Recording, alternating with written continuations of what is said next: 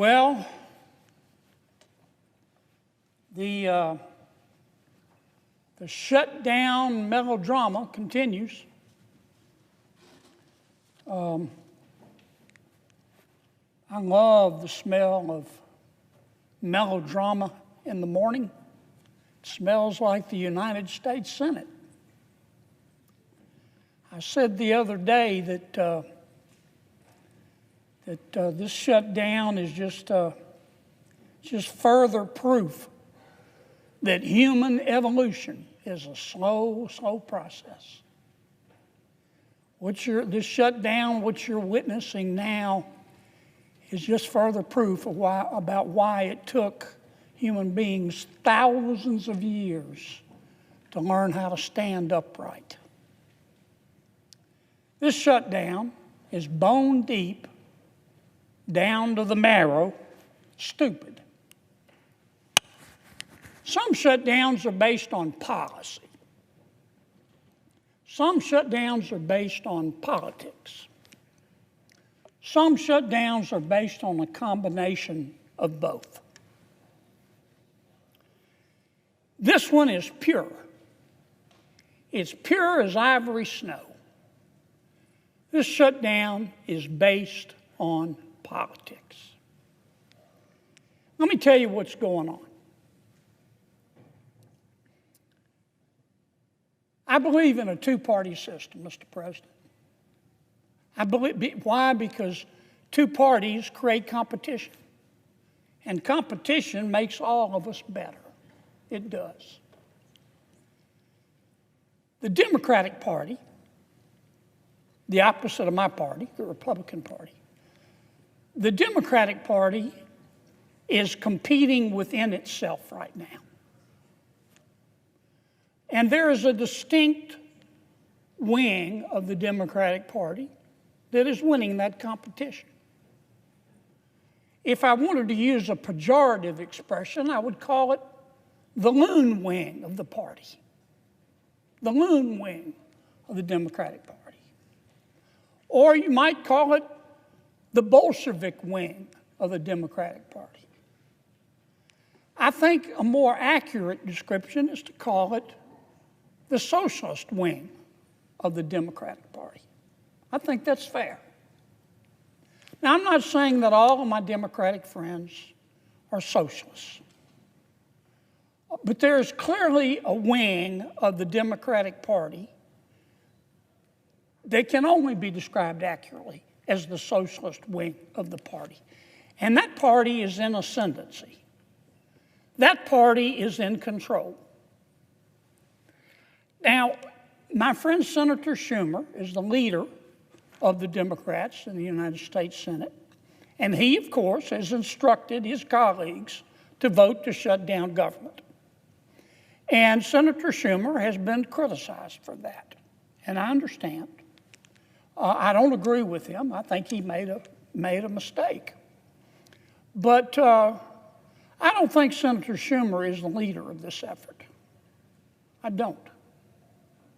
I think Senator Schumer, like many of his colleagues, would like to be loved by everybody in the party, and he would like to be loved by the socialist wing of his party.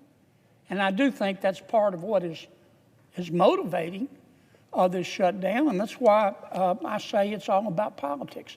But I don't think Senator Schumer is the person in charge, because Senator Schumer is not the leader of the socialist wing of his party. Congresswoman Ocasio-Cortez is. She's running the show. It was no accident the other day the Congresswoman let it slip. She said, if you really want to negotiate at the end of this shutdown, come see me. Come see me.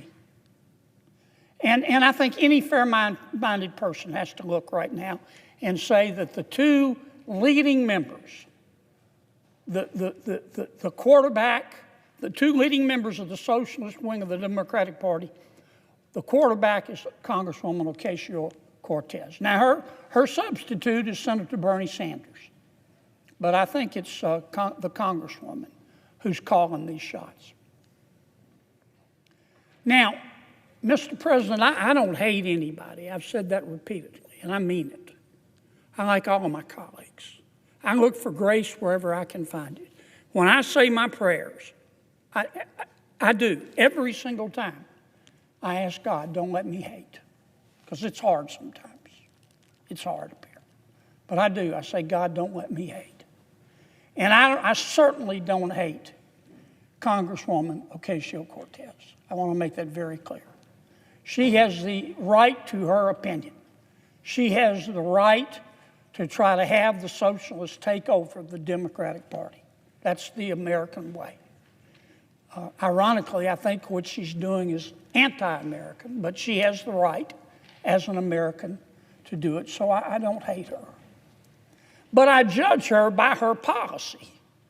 She has her opinion, and I have mine. And I have to judge her candidly by her policy. Here is what the socialist wing of the Democratic Party, led by Congresswoman Ocasio-Cortez, has said to the American people and to the United States Congress and the Republicans in Congress. If you Republicans don't agree to make the federal government $1.5 trillion, not $1 million, not $1 billion, $1.5 trillion bigger, we're going to shut government down. Well, of course we said no. I'm not going to vote for that. My mother didn't raise a fool. And as I've said before, if she did, it was one of my brothers. I'm never going to vote for that. Now, where do I come up with this figure of $1.5 trillion? Well, the first thing that the socialists and Congresswoman Ocasio-Cortez is asking us to do is to repeal the health care reforms in the One Big Beautiful Bill. We just passed them. Here it is, Subtitle B, Health in the One Big Beautiful Bill. Now, we didn't cut Medicaid in the One Big Beautiful Bill.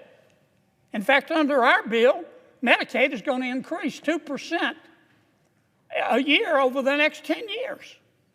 Now, what we did by reforming Medicaid, which Congresswoman Ocasio-Cortez wants us to reverse, we cut out the waste and the fraud. For example, we found out that there are, no kidding, I'm not just making this up, we found out that there are 2.8 million people on Medicaid who are double dipping in America. They're either signing up for Medicaid in Louisiana and Mississippi, double dipping, or they're signing up for Medicaid in Louisiana and they're signing up for the Obamacare subsidies. That's called cheating.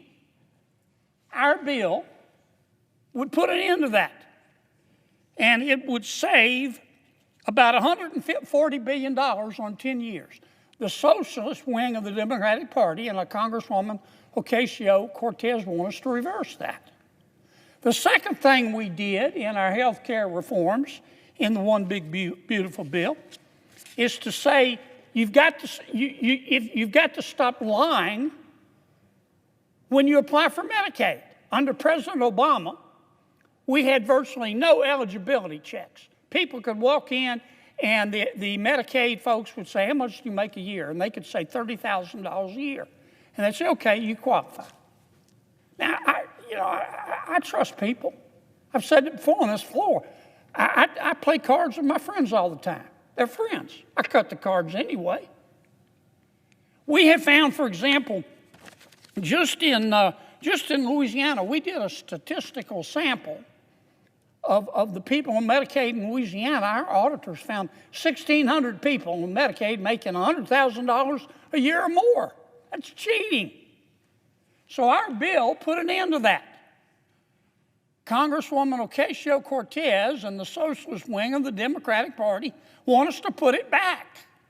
They want to let people cheat. What else are the socialists asking for in this $1.5 trillion? Well, they're saying we don't want people who can work to work. We put a provision in our bill that the Congresswoman and the socialist wing of her party want us to take out that says, look, if you're between the ages of 19 and 64 and you're able-bodied, we're not talking about a mother with a sick child in her arms, you're able-bodied, you're perfectly healthy, and you don't have any dependent kids at home, then if you qualify based on income, we'll give you Medicaid, but you have to work. You have to work 20 hours a week or go to school 20 hours a week or do community service 20 hours a week. Because the free enterprise system, jobs, have done more to lift people out of poverty than all the social programs put together. That's what's called a work requirement. What's wrong with that? Those who can't work should work. Our welfare programs were meant to be bridges, not parking lots. Congresswoman Ocasio-Cortez and the socialist wing of her party want us to reverse all of that. What else do they want us to do? Well, they're upset at us over the Affordable Care Act. Now, let me tell you what all this is about with the Affordable Care Act. Under Obamacare, if you are a low-income American, you're entitled to Medicaid. If you are a middle-income American, you have a job, then chances are you get insurance through your employer. Most people do. But if you're in the middle, you make a little more money than the poverty level, but you can't get insurance through your employer, we provide what's called the Obamacare exchanges. So when we talk about the Obamacare subsidies, that's what we're talking about. It's about 24 million people. And it was meant for lower income people. Up until 2019, it was all for low income people. And then in 2019, without any Republican votes, President Obama said, look, we're in a pandemic. We're going to raise the limit. We're going to say there are no income limits on Obamacare paid for by the taxpayer. We've got 24 million people on Obamacare. When they raised the limits, you can make any amount of money and still get a subsidy. That added about 1.6 million people on Obamacare.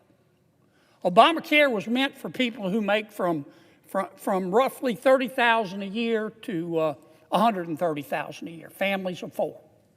Now, because President Biden raised the cap, we've got people making $600,000 a year, $150,000 a year, families making $200,000 a year, getting subsidies from the American taxpayer. Why? Because they said we needed it in the pandemic. The pandemic is over. And that's why the Democrats, when they passed the bill, put in a provision that says at the end of this year, those extra subsidies are going to end. Congresswoman Ocasio-Cortez says no. Until you agree to let them continue, to let anybody at any income level get subsidies, we're going to shut government down. That's their third demand. And that is part of the $1.5 trillion. And finally, of course, the Congresswoman is saying we want you to give $500 billion, not $500,000, not $500 million, $500 billion.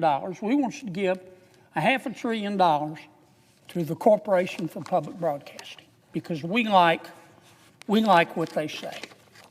Well, we just eliminated money for all forms of media in the Affordable Care Act. Now, those are the demands. Those are the demands. I'll mention one more. Congresswoman Ocasio-Cortez got very, very upset, as did the socialist wing of her party, when the president sent over what's called a rescission package. Basically, President Trump just said, we want you to take some stuff out of the budget that we think is wasteful. And we did. And that upset the Congresswoman. She's entitled to be upset if she wants to. But that really upset the socialist wing of the party. And so we took out, and here's what they want us to put back in. We found that under President Biden, they were spending $3 million for circumcisions and vasectomies in Zambia. We took that out. The Congresswoman says, we're going to shut down government until you put that back in. We found $500,000 of American taxpayer money for electric buses in Rwanda. We found $3.6 million for pastry cooking classes and dance focus groups for male prostitutes in Haiti. I kid you not. I'm not making this up. That was in the budget under President Biden. We took it out. Congresswoman Ocasio-Cortez in the socialist wing, the loon wing of the Democratic Party, says we're going to shut down government until you put it back in. I'll just read you a few more that we took out. They are demanding we put back in. $6 million for media organizations for the Palestinians. $833,000 for transgender people in Nepal. $300,000 for a pride parade in Lesotho. $882,000 for social media mentorship in Serbia. $4.2 million. We took it out. The Congresswoman and the socialist wing of their party says we've got to put that back in for the open government. $4.2 million for lesbian, gay, bisexual, transgender, queer, and intersex people in the Western Balkans and Uganda. I could spend the rest of the afternoon here. We took all that out. It upset Congresswoman Ocasio-Cortez. It upset the socialist wing of her party. And now that wing of her party and the Congresswoman are threatening all other Democrats and saying, you've got to shut that government down until we get what we want. And part of what they want is to add this kind of stuff back into the bill. And that's what this fight is all about. We're in the process of negotiating a budget with our Democratic friends. We ran out of time. The cutoff was midnight Tuesday night. That's when the clock struck midnight and the budget ran out. What we had asked for and what we're still asking for is let's continue to negotiate, we meaning the Republicans and the Democrats, for 6 more weeks and try to agree on a budget. That's all we're asking. We're not asking for any additional appropriations, any conditions, any stipulations. All we're asking for is what we call a clean CR. All we're asking for is just further negotiate. And Congresswoman Ocasio-Cortez, who has done a stellar job in rising to the leadership of her party as a member of the socialist wing. They're about to elect a socialist mayor of New York. I think Mr. Mamdani's going to win. They have said to our request, let's just continue the status quo for 6 more weeks. They said, we'll give you 6 more weeks if you will give us $1.5 trillion. That's what they're demanding. And that's why we're shut down. Now, let me say it again, Mr. President. I don't hate anybody. This is America. I sure don't hate the Congresswoman. She is entitled to her opinion, but I'm entitled to mine. And she can criticize my policy positions, but I'm entitled to criticize hers.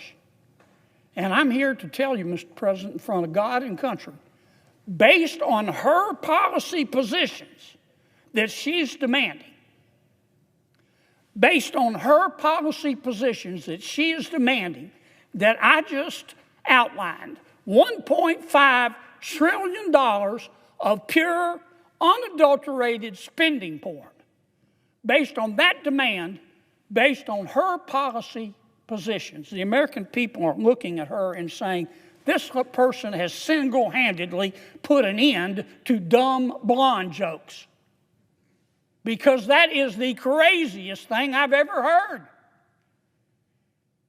Based on her policy positions, $1.5 trillion of this kind of spending porn, the American people are looking at the Congresswoman and saying, with respect, she must be bilingual. She must speak English and stupid. And that's why we're not agreeing to it. Now, I know every one of my Democratic colleagues, and I know more than half of them know better. They know what we're asking for is reasonable. I'm just asking them to meet us halfway. We're not asking for any additional provisions. They shouldn't ask for any additional provisions. And let us just open back up and continue to negotiate for 6 weeks. Don't be scared of the Congresswoman. Don't be scared of the socialist wing of your party. I suggest the absence of a quorum.